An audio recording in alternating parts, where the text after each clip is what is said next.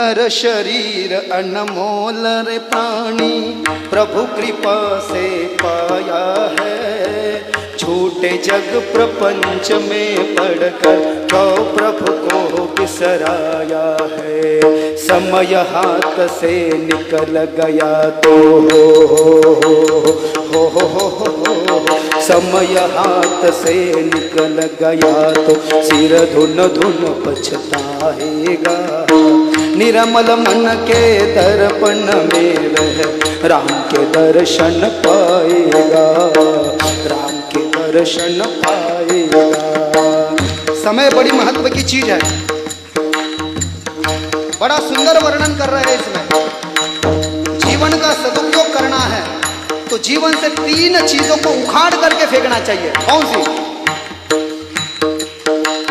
झूठ कपट निंदा को त्यागो।